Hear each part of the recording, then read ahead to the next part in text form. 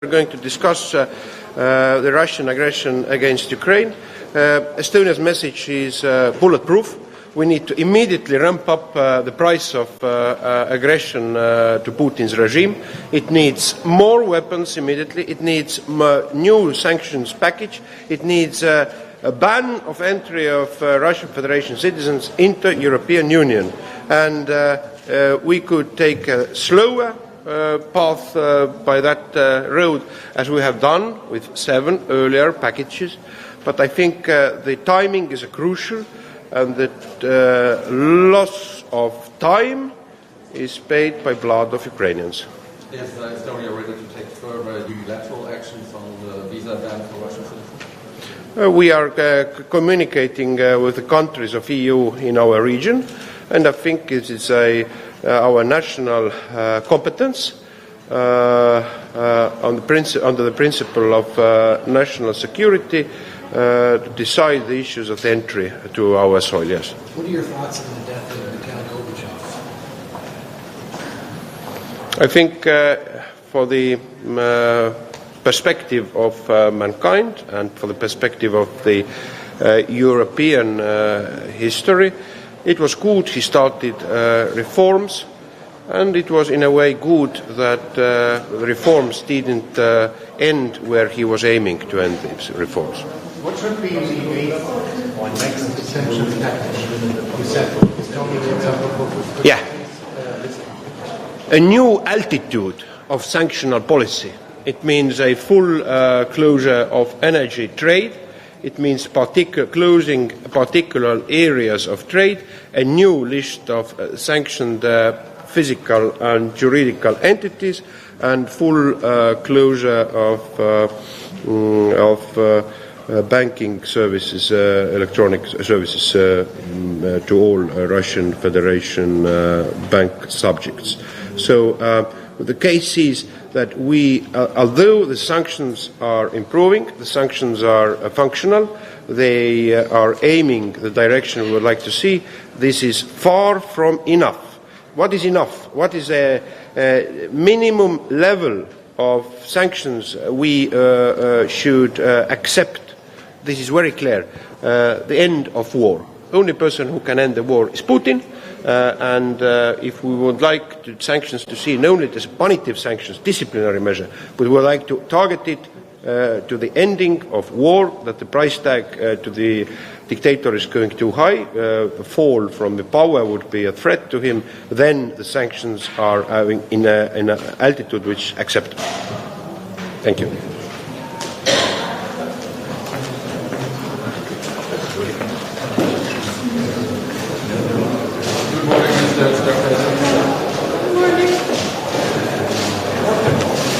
Hi, good morning everyone. It's very good to be here. It's very good to see all the colleagues again after summer. But of course, Europe is still in a very, very difficult situation given the terrible war that continues to rage on our continent. All the important topics are, of course, still on the agenda. How can we do more in terms of weapon delivery, the topic of sanctions, the topic of accountability, and of course, we will discuss how to limit Russian tourists coming to Europe, and that will be one of the topics today on the agenda.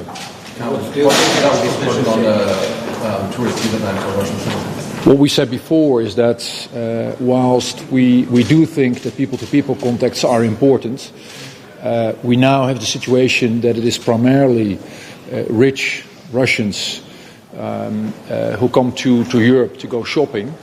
That is something that, overall is probably not a very good idea. That is not the type of people-to-people contacts that we envision. And that, of course, it does make sense to create all sorts of carve-outs, but seeking to limit this type of travel, to us, does make sense.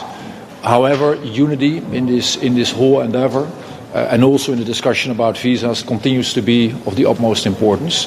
So we do need to do this together as a European Union. Your Estonian colleague just that was in favor for ramping up sanctions against Russia. What are your thoughts on that, and what kind of new sanctions could you imagine? The Dutch position has been and will continue to be that we are open to it, open to sanctions, as long as we can do that together. And we have seen that was something we managed to do very well, particularly in the first half of the war. But that the consequences sometimes for individual countries or for the continent at large have also been significant. So we're open to it, but we do need to make sure we do it in a unified way. There seems to be consensus that the visa facilitation agreement will be entirely suspended. But given what you've just said, are you willing, are the Netherlands willing to go beyond that and possibly restrict entry by a census decision? You know, we will have to see what is possible in the discussion we're going to have today. There is merit, there is logic in limiting the situation that we now see, given the type of travel that we see. And yet you've also seen that it might take a bit of effort to make sure we land at a unified position. And the first commandment in a period of war is unity. So let's make sure we also walk out in unity on this specific topic. What do you make of Gazprom cutting off energy supplies to France? Is this a new escalation? You know, the situation in terms of energy will continue to be very, very difficult, and it is our task, it is the task of us as governments to make sure that our citizens and our companies are being provided with energy. That won't be easy. That will take unity as well. But we are diligently working on making sure we deliver on that for our citizens. Thank you.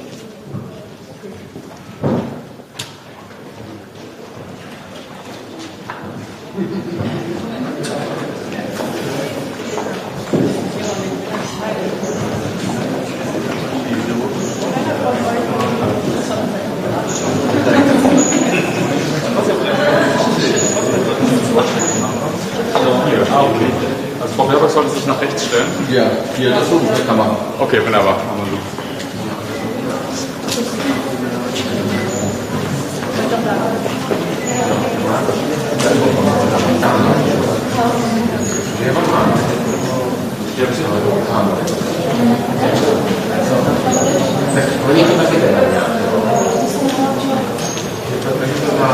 Martine, ona si Berbouková přijde, předpokládám, že třeba byli tam k vám, že zase tady jsou takový jo. Já jsem si bude sem těm. No. Ale si tam neposunu. Jo, Miko, ty se vezmeš na základ. Musí vezme na základ.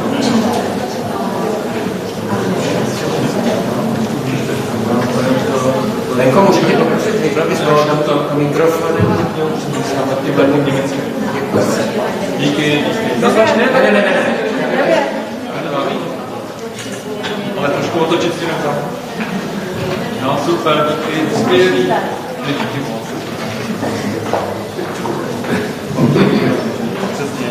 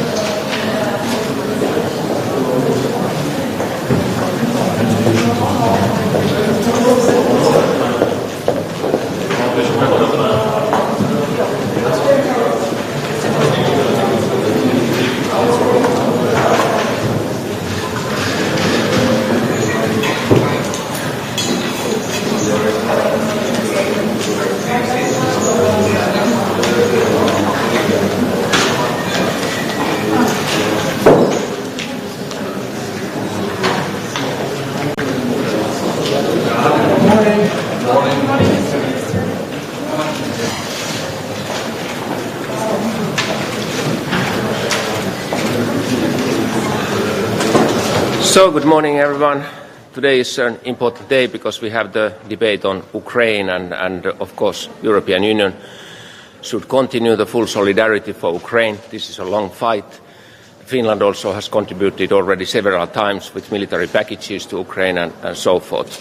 There are two positive steps, of course, this summer. One about the grain trade solution that we are getting the Ukrainian grain out for the countries that are threatened by food shortage in Africa, in Middle East and so forth. And of course it's very important that the IAEA could send a delegation to Zaporizhzhia nuclear power plant. This has been one of our main concerns regarding the nuclear safety. Finland will now from the 1st of September limit the tourist visa amount for Russian tourists, and we are here proposing that the similar action should be taken by the whole European Union at this moment. We think it's important that we show that at the same time when Ukrainians are suffering, the tourism shouldn't continue business as usual type, but we should be more restrictive with the tourism visas. What do you expect from the Commission? Well, I think this is a quite new discussion. Many member states, including Finland, who has a common border with Russia, have been raising up this issue, and I'm thinking that if we are looking forward of coming sanctions, probably limiting of the amount of the tourism visas could be among those. We are actually in Finland making a decision that we give only 10% of the normal amount of the tourism visas to Russian tourists. If there is no common position, are you going to act unilaterally or together with the Baltic states? Well, Finland has already made our decision to limit the amount of the tourist visas. We hope that the whole European Union will do the similar decisions. We saw yesterday that Gazprom announced more gas cuts for France. What are your thoughts on that as we're approaching the winter months? Well, actually, we have a bilateral gas pipeline between Finland and Russia, and that has been cut. So there is no gas from Russia to Finland. We are investing to the LNG terminal that would be ready end of this year, and LNG would, of course, be our solutions. I was learning yesterday that possible pipeline, Spain, France, Germany, could help also the Western Europe on the gas situation. And of course, I think whatever we can do for the energy safety of Europe is positive. Apparently there are already 10 million visas for Russian citizens that have been given out. Are you in favor of revoking these visas? And how could it be done? Well, currently, for us, because we are a rule of law society, it's very important that we do things according to the legislation. And as you rightly said, there are visas, Schengen visas out.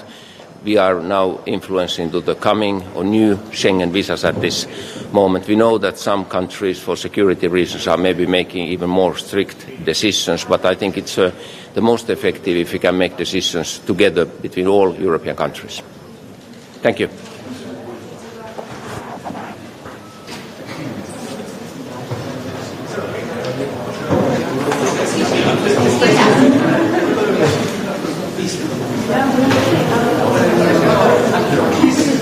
I was just making for the Spanish press on Gorbachev. I will talk at the end. Can we ask a short statement, possibly? On Gorbachev? Yeah. Because yesterday I already talked. Yeah. I already made a declaration. Okay. He will attend you after the meeting, at the end of the meeting. Thank you.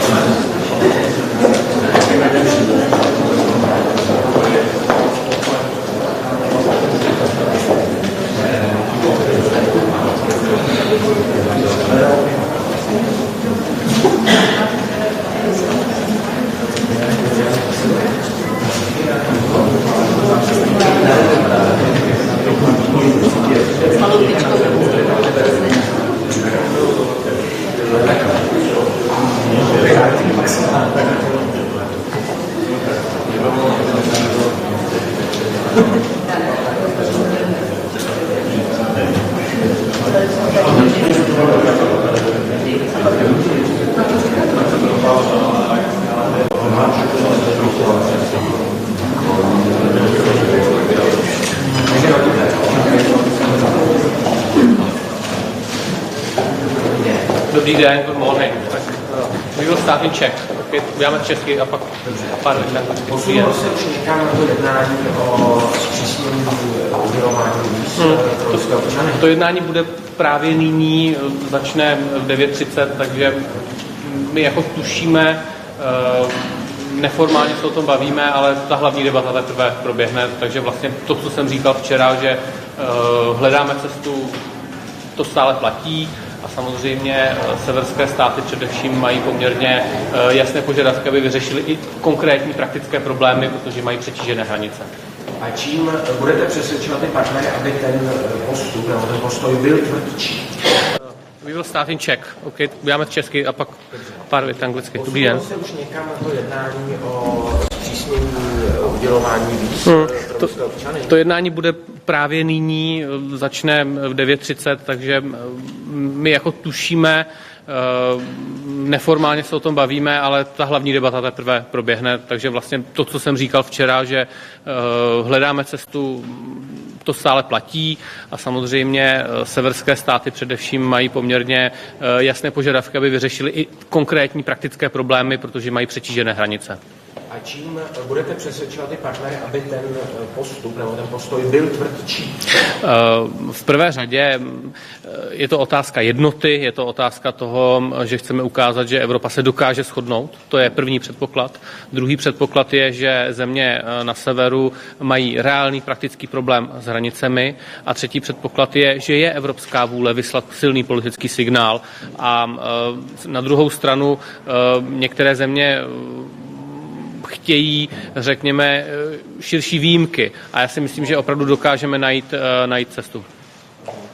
A jaká další témata ještě dnes zazní, kromě té vízové politiky a je na nich shoda, protože zdá se, že vízová politika je problém. My se budeme bavit obecně o Ukrajině a o ruské válce proti Ukrajině. To je širší problematika, to zahrnuje celou řadu témat. Víza jsou jenom, řekněme, konkrétní záležitost, která jaksi má největší pravděpodobnost a já věřím nějakého dalšího postupu, ale je to obecně podpora Ukrajině, řešení energetické krize, všechny ty věci, které jsou s tím spojené. Zemřel Michail Gorbačov, odkaz nechává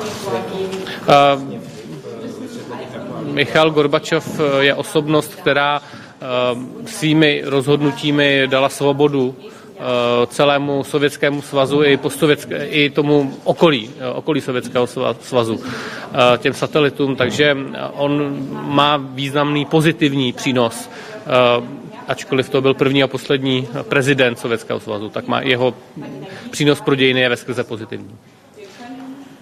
Okay, maybe if you have a few questions in English, I'm ready to answer. Does Czech Republic support the sanctions in energy,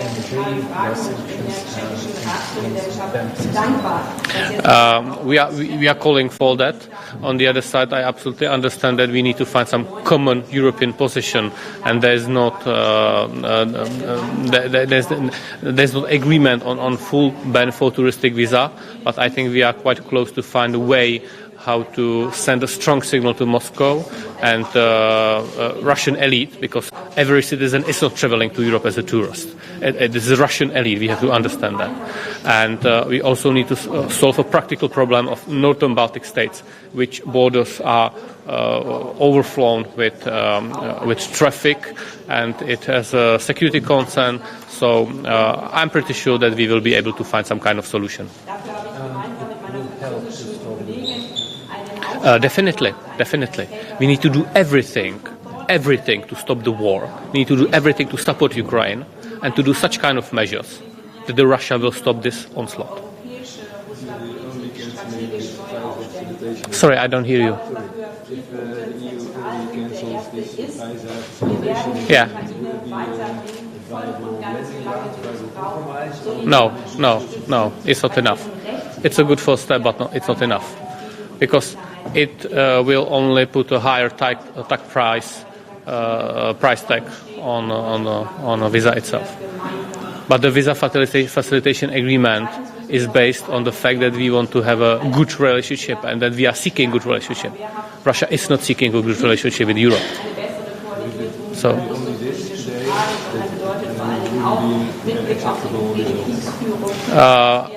As I told before, we are seeking for some way how to limit the number of issued visas. And you know, there's a war. Look what is happening in Ukraine. Look what Russia is doing in Ukraine. And at the same time, Russian tourists are going to our resorts to be in spa, to enjoy our splendid Europe. No, this is not the way how we should conduct.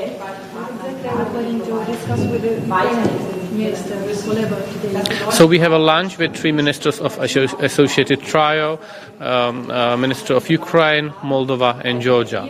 And why are Ukrainians waging war against aggressor, against Russia, which wants to occupy, colonize? Russia wants to colonize Ukraine, and Ukrainians are fighting back. And the reason is they want to live in freedom, they want to have a democracy, and they want to be part of the European Union. And the conference and the lunch is to have a debate how to help them with their vision. It doesn't mean that we will give them something for granted, but we will show them what is the path and be actively helping with them. So this is the reason. What are the options for the 5 countries that have borders with Russia? What do you expect? I expect that we will find a common ground and also technical solutions. There are multiple variants. And I don't want to predict in which way we will go, but I'm sure that we will be able to find a common ground. That's it. I said it many times already. Thank you very much. Goodbye.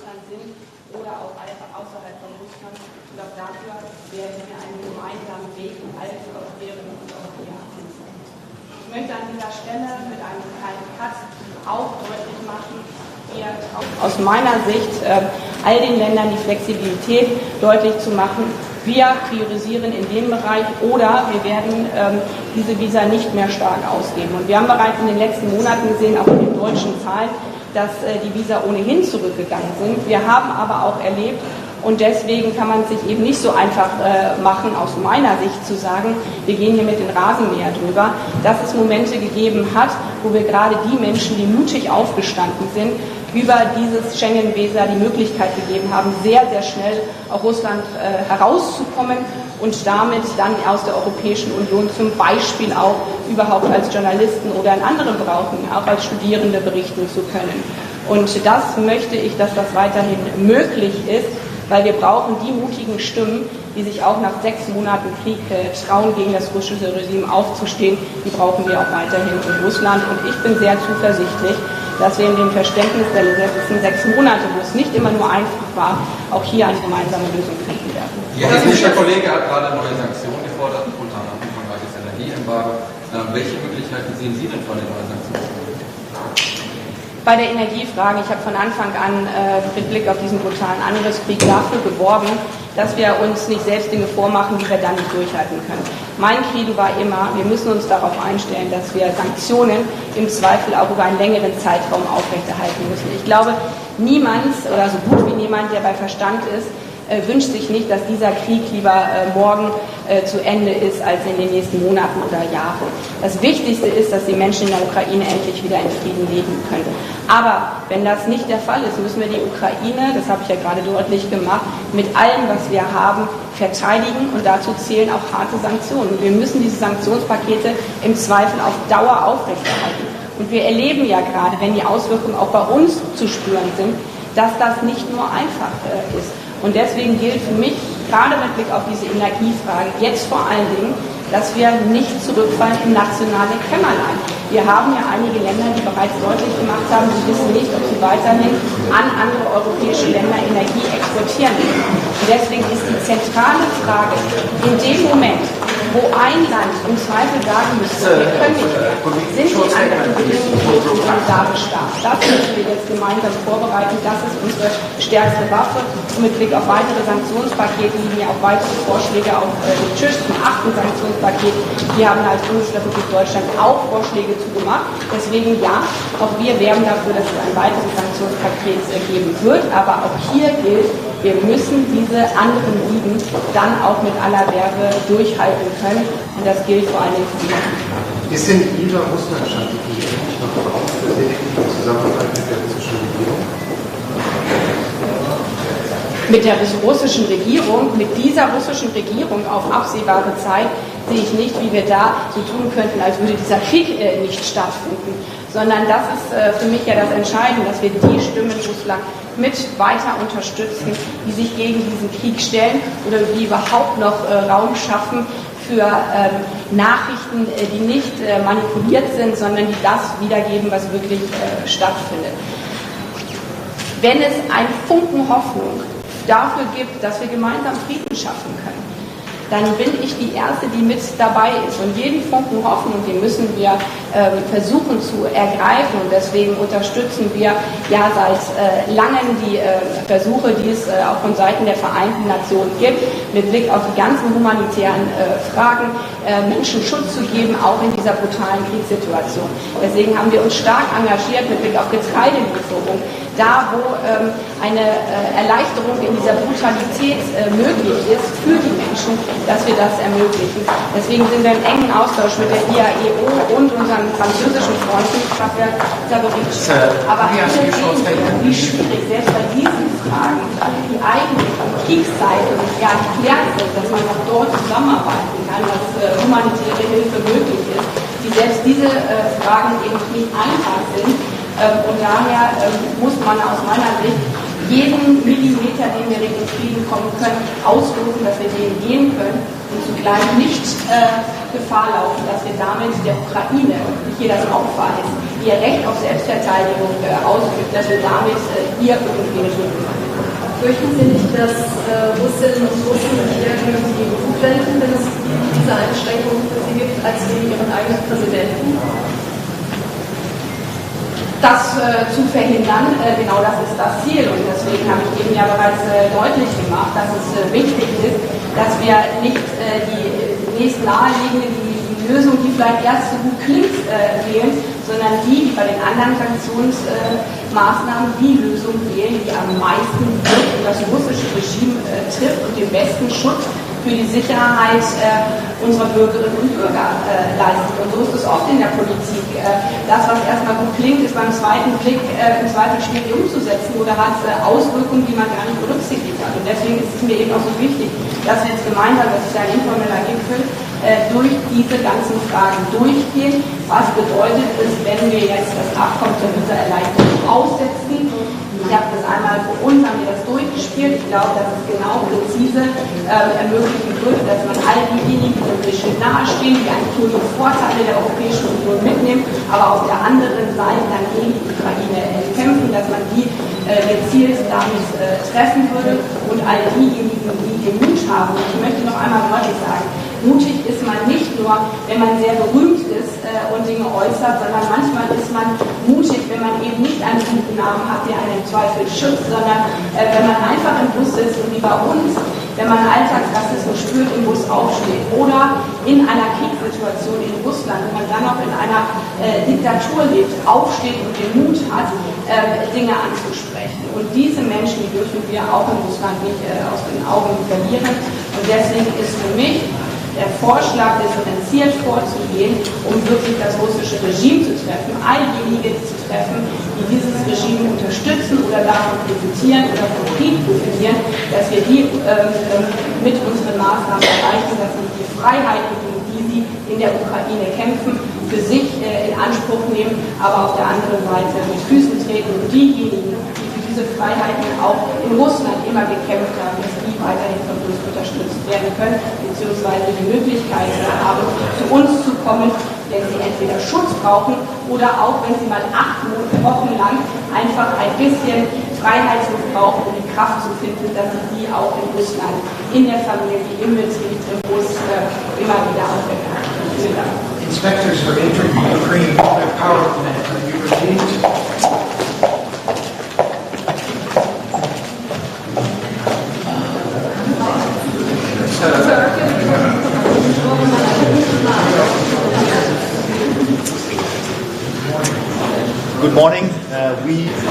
Good morning. We will have a very important discussion this morning about how we can keep up the pressure on Russia to end its illegal, brutal war in Ukraine with all the different tracks that are there, sanctions, delivery of weapons, humanitarian aid, economic support for Ukraine, also fighting impunity over Russian war crimes in Ukraine, prosecution of Russian atrocities there. And of course, which is an important new point, is also the discussion how to limit Russian tourists in Europe. And Denmark is very clear on this. We want to see if we can find a common line so we can restrict Russian tourists in Europe, tourist visas, because what we see now is everything but normal. It's very strange and very unheard of in Europe that we see Russia attacking a sovereign country like Ukraine, starting a war with the brutality that we know that we haven't seen since Second World War. It has to have consequences on all fronts, including for Russia as such. Therefore, we want to limit visas for Russian tourists, send a clear signal to Putin, to Russia. What he's doing in Ukraine is totally unacceptable. We also have to remember that in Ukraine, they can see that male adults between 18 and 60 maybe are having vacation in the southern Europe. At the same time, if you're a male adult between 18 and 16 in Ukraine, you're not even allowed to leave the country. You have to stay and fight the invaders. So I think it's very important that we have a clear signal on this as well. So I look forward to the discussion. I am very encouraged by the agreement and unanimity we have had in EU and wider on how we should confront Russia, and that we will continue also in the months to come. Are you relieved that inspectors are entering and accessing the power plant in Ukraine? Yes, that's another, clear, irresponsible act of Russia to use a nuclear power plant facility or site as a way to attack Ukraine, but also as a way to station troops that is doing the illegal invasion in Ukraine. So yes, I think it's good. But what we see in Ukraine, we don't have to forget this is really, really a brutal war, and it's getting more and more brutal every day that goes from the Russian side. And we should therefore also, of course, increase our support to Ukraine. That is a clear Danish position. We want to do whatever we can with the tools we have in our hands, including also on tourist visas. In your view, is this Putin's war or the war of Russia against Ukraine? It is Putin's war and Russia's war. It's of course, first and foremost, Putin. That's one man that decided the war. Probably one man can decide to end the war if he wants to. But the war consequences has to be felt by everybody, in my opinion, because this is everything but normal what we see in Europe. We cannot have normality continue. We cannot have tourists from Russia coming to Europe while other Russian troops are killing innocent Ukrainians. It doesn't make any sense. So we have to be very clear here. It has to have consequences, and hopefully that will be the beginning of the end of that thinking that Putin and his regime is standing for, imperialistic, violent, illegal thinking where you believe you can redo borders in Europe by the use of force. We have to stop that and use every means to do it. Thank you.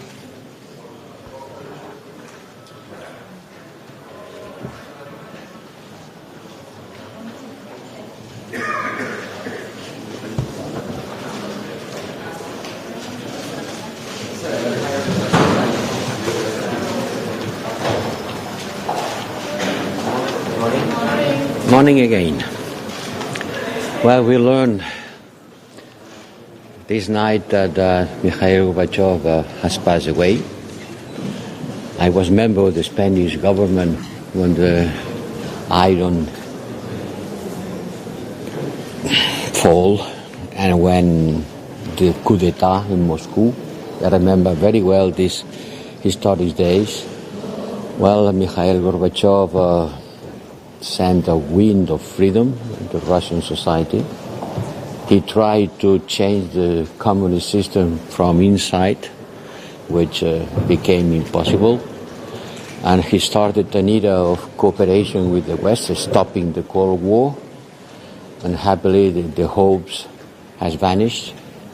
And this brings to me to the current situation in which the ministers will continue discussing our relationship with Russia on and above the Ukrainian war. We have to continue doing the three things: supporting Ukraine, putting pressure on Russia, and addressing the wider fallout of this war that affects the whole world. So we will continue working on these three directions. We'll have to discuss about the visa to the Russian citizens. It's the most important concrete topic on the table. It has been widely discussed during this week. You know that there are different positions among different member states. I will be working for a for a united position, a common position. We cannot afford to appear disunited in such an important thing, which is the people-to-people relations between the Russian society and the European people. And we will have to study also the consequences of this war, not only on us. Yesterday we discussed about the consequences on Africa. This war is bringing to the world a systemic energy crisis, a food and energy crisis. It's affecting the European society every day, more and more. But other people, other countries, especially in Africa, but also in Southeast Asia and in Latin America, are suffering the effects of this war. We have to think about the future relationship with Russia. How do we deal with Russia in the future after what is happening today in Ukraine? So we have in front of us a wide agenda, a very important meeting, informal meeting, just discussion, no decisions, but certainly on the issue of visa, we will have to reach an agreement on a political decision. Inspectors are accessing the nuclear power plant in Ukraine. Do you have a sense of relief? As part of this systemic crisis, they are playing games. They are gambling with the nuclear security. In that moment, the mission of the International Atomic Energy Agency is going to Zaporizhia. We are supporting a lot Grossi and his team. Let's see which is the result of this mission. We have been asking for an immediate demilitarization of the neighborhood of this atomic central, the biggest atomic power central in the whole Europe. We cannot play war games in the neighborhood of a site like this. So I hope that the Atomic Energy Agency will be able to restore the situation, and certainly we have to continue putting pressure for the complete demilitarization of this part of the Ukrainian territory. Can selective engagement, which is one of the 5 principles decided after the Crimea annexation by Russia, can this continue to be a policy of the European Union? At that moment there is no engagement, as you could perfectly understand. But we have to think about the future. The future, the relationship with Putin's Russia will be very difficult after what is happening. There is a Franco-German paper, there is also a Czech paper. We have a lot of food for thought, and this informal meeting is a good occasion to study how do we address our relationship with Russia. But I want to stress the importance of the wider world. It's not just the Russians and the Europeans. This crisis affected millions of people. Millions of people in the corner of Africa has nothing to do with Ukraine, are suffering hunger as a consequence of this war. And the gas market around the world is absolutely tightened. Look at the prices of the gas. It has a lot to do with that, not only in Europe, but also in Africa. Madam, let me ask you.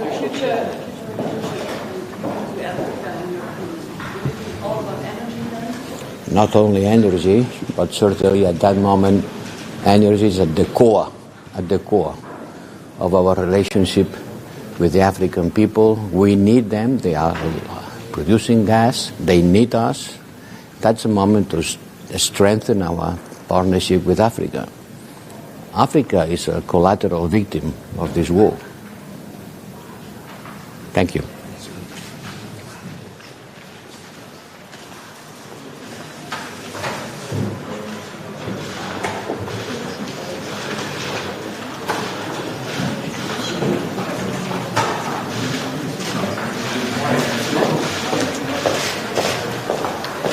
Good morning, goedemorgen.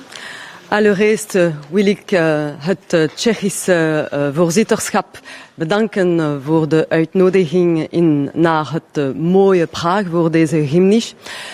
Zoals u weet, vandaag zullen we het vooral hebben over de Russische oorlog in Oekraïne. Et c'est une guerre qui, comme vous le savez, va avoir des conséquences sur la politique que nous menons à l'égard des Russes en matière de visa. Plusieurs pays, surtout les pays limitrophes, ont émis la volonté d'interdire tout visa pour les Russes. D'autres sont moins favorables, vous les avez sans doute entendus. Ce qui est important pour la Belgique, c'est qu'il y ait une politique commune, harmonieuse, afin d'éviter une sorte de patchwork de décisions qui mènerait finalement à ce que les Russes puissent faire une sorte de visa shopping dans les différents pays de l'Union européenne en fonction des décisions qui seront prises par ceux-ci. Pour ce qui concerne la Belgique, pratiquement, nous ne sommes plus dans la capacité d'octroyer des visas touristiques, simplement suite aux mesures prises par Moscou, qui a expulsé 2/3 de notre personnel diplomatique sur place. D'un autre point de vue, il nous semble très important de viser les bonnes personnes, à savoir celles qui soutiennent cette guerre injuste menée par l'Ukraine et celles aussi qui tentent d'échapper aux sanctions économiques que nous avons prises. D'un autre côté, nous ne voulons pas conduire à l'isolement total de la population russe. Nous pensons qu'il est important que les Russes, qui subissent aussi cette dictature, puissent librement s'exprimer et nous faire entendre aussi en Europe une autre voix que celle du régime de Moscou. Merci. Merci à vous.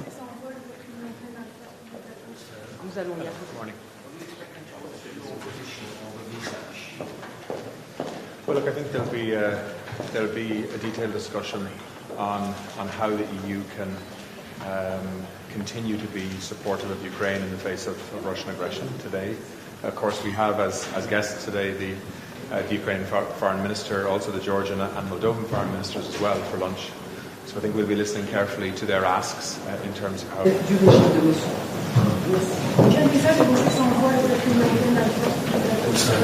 Hello, morning. What do you expect and what's your position on the visa issue? Well, look, I think there'll be a detailed discussion on how the EU can continue to be supportive of Ukraine in the face of Russian aggression today. Of course, we have as guests today the Ukrainian foreign minister, also the Georgian and Moldovan foreign ministers as well for lunch. So I think we'll be listening carefully to their asks in terms of how the EU and EU states individually can be supportive. Yesterday we agreed to, in principle, move ahead on a military support mission which would focus on training of Ukrainian Defence Force personnel in EU member states. And hopefully by the end of next month we'll be in a position to formalise the structure of what that might look like. And Ireland is supportive of that and wants to be involved. Certainly there will be discussion on visas today. I think at the end of that you'll certainly see a more restrictive visa system for Russians to come to the EU.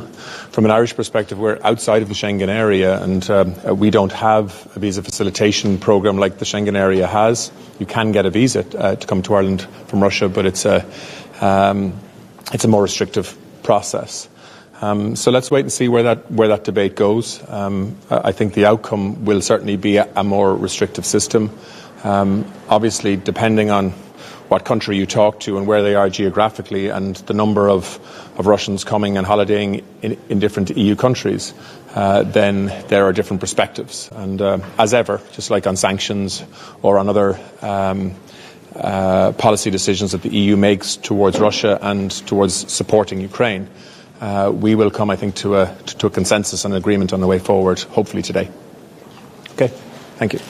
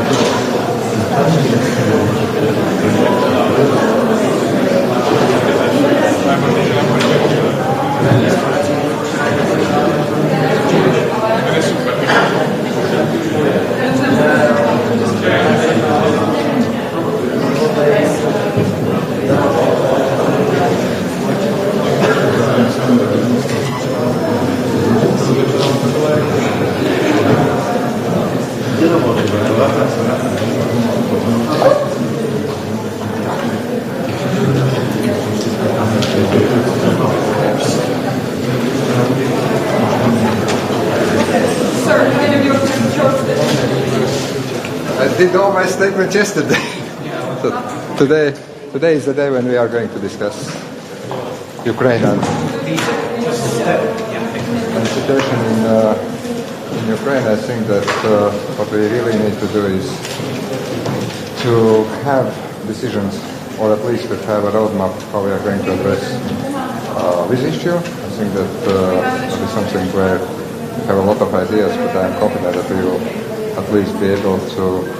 I think that what we really need to do is to have decisions, or at least to have a roadmap how we are going to address this issue. I think that that is something where we have a lot of ideas, but I am confident that we will at least be able to agree on the way forward.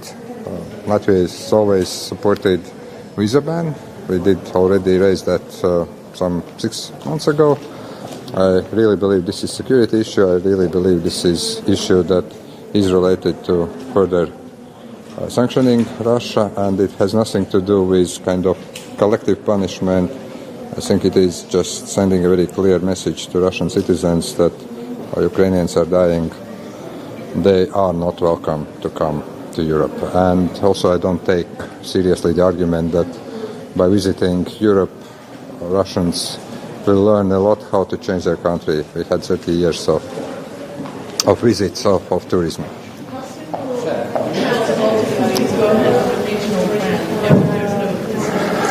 Well, first of all, we wait the end of this discussion. And I think that normally we never get decisions at first meeting. It takes time. I do believe that our colleagues understand our both security and political concerns. And when the meeting is over, we will see how we are going to proceed. Are you in favor of the voting visas that have already been issued? Well, I'm in favor of not letting those people who have tourist visas into the European Union.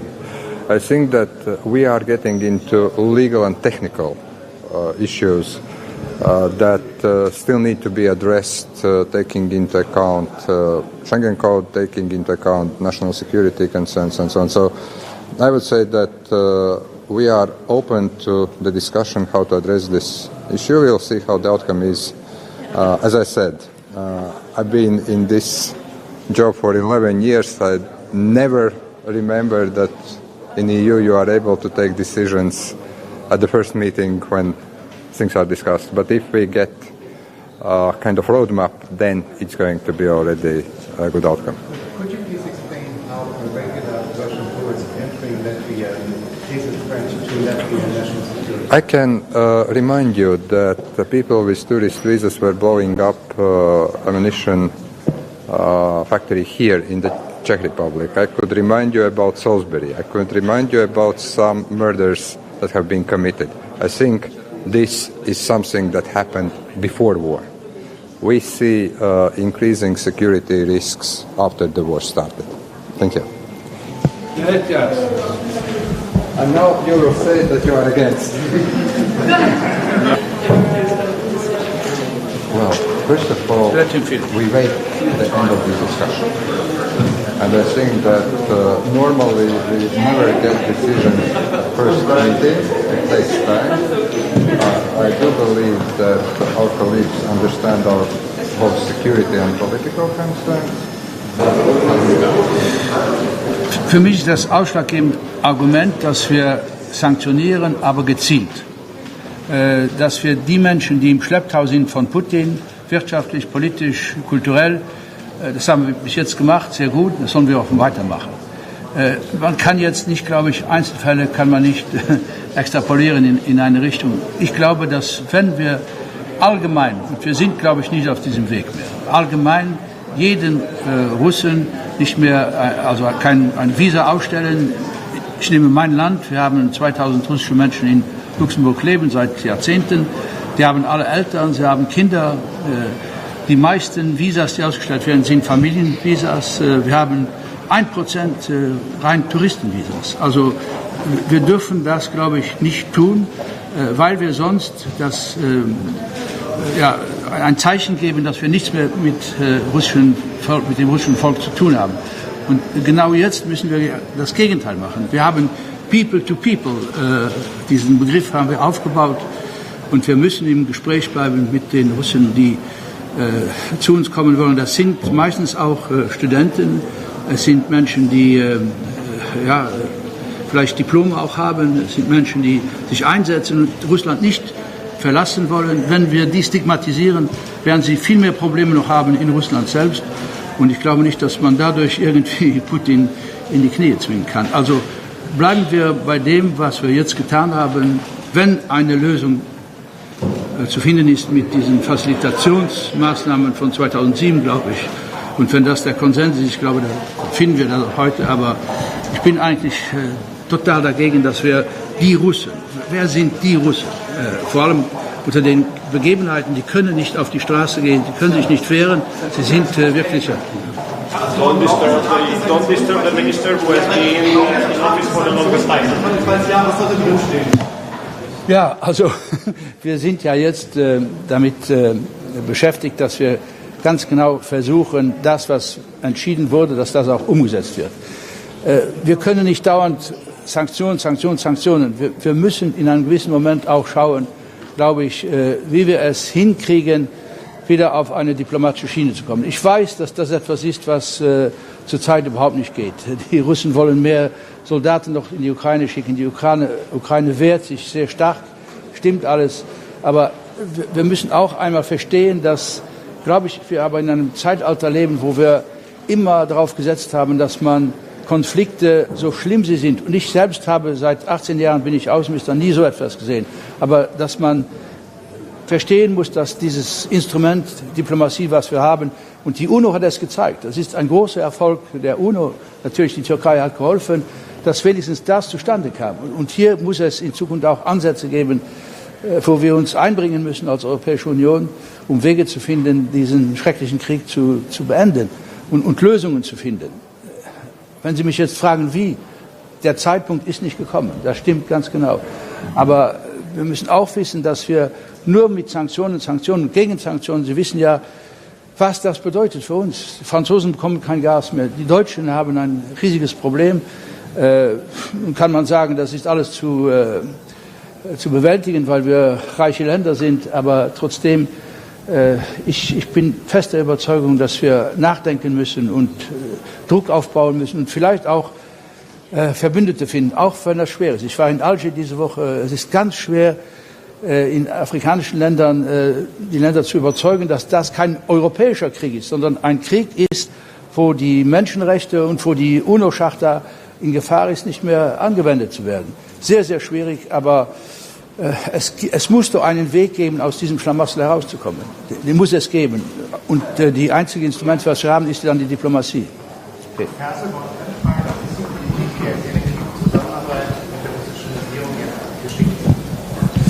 Also, wenn Sie mich heute fragen, ja, ich habe ja dann mit meiner kleinen Erfahrung erlebt, wie das auf und ab ging, wie wir aufgebaut haben. Ich erinnere mich 2004, welche Hoffnungen wir hatten, dieses Four Space Agreement, was Juncker und ich unterschrieben haben in Moskau damals. Dann diese ganzen Komplikationen, die angefangen haben mit Kosovo, natürlich dann alles, was danach kam, mit Georgien, dann die Krim.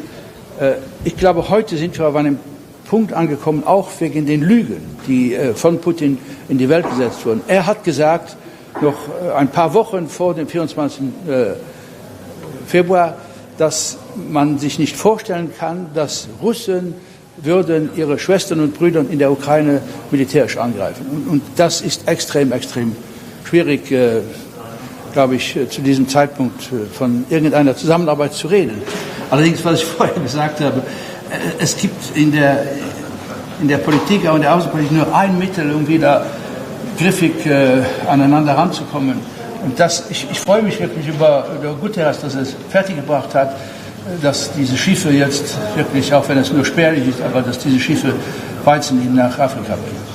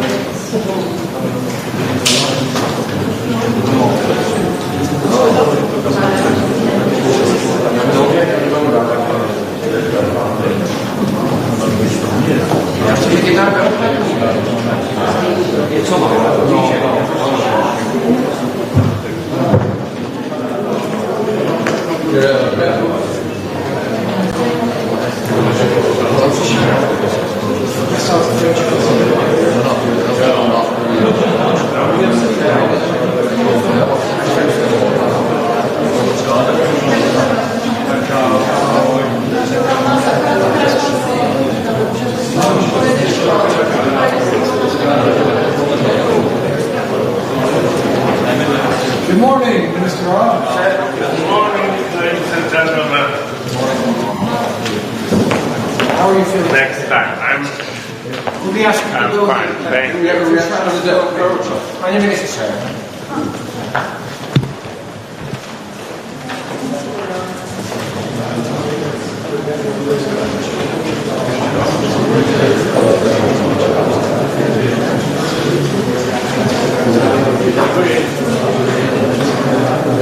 Jak to poznáme? Ještě nám chybí se nepletu Rumun, Portugalec, Rakušan.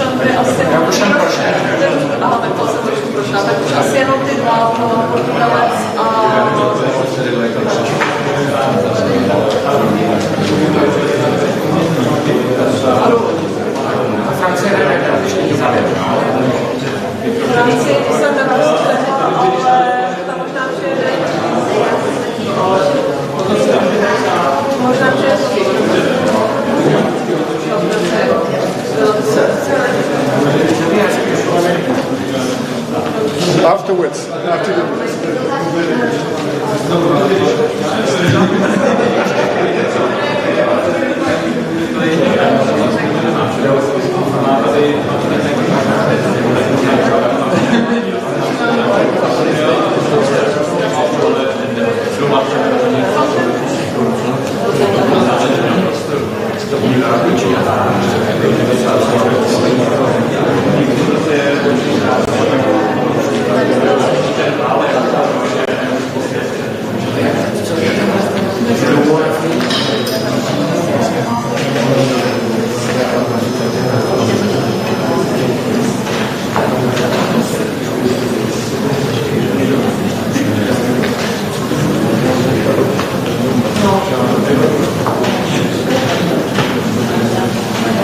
Já vám zakřičím, až bude poslední ministr.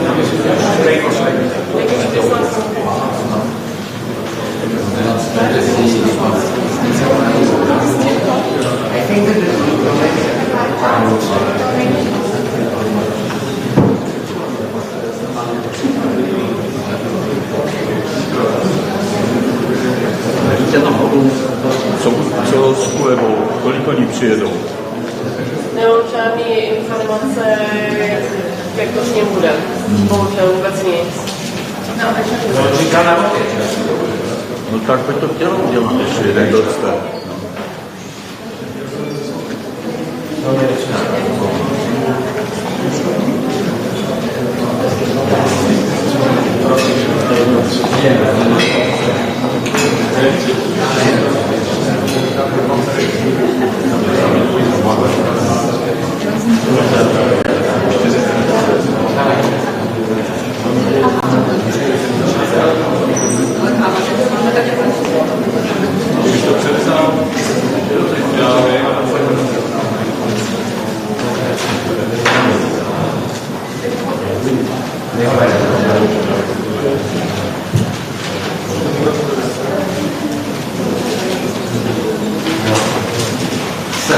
Good morning. Could we ask a short statement? Good morning. Made my statement yesterday.